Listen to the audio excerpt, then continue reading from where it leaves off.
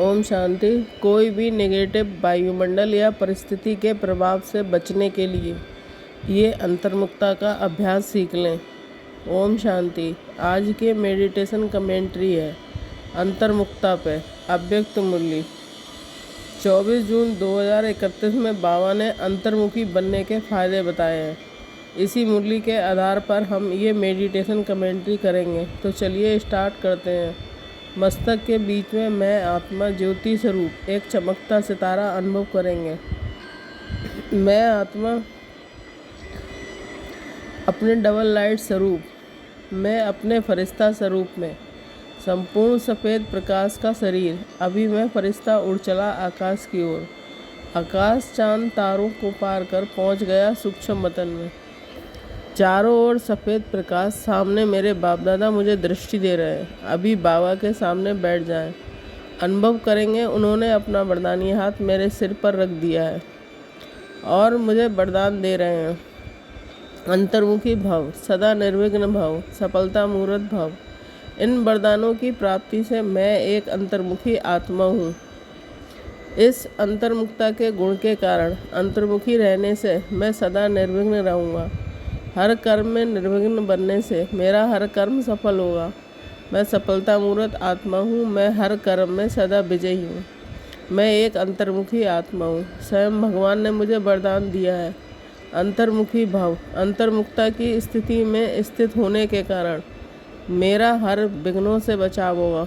मेरा समय बचेगा। मेरे संकल्पों की बचत होगी। आज से मैं एक अंतर्मुखी आत्मा हूँ। इसी अंतर्मुखता के गुण से स्वतः ही हर कर्म में मैं हर्षितमुख रहूँगा। आकर्षण मूर्त भी रहूँगा। एकाग्र हो जाए इसी स्थिति में कि मैं एक अंतर्मुखी आत्मा हूँ। भगवान ने मुझे वरदान दिया है अंतर्मुखी भव, निर्विघ्न भव, सफलता मूर्त भव।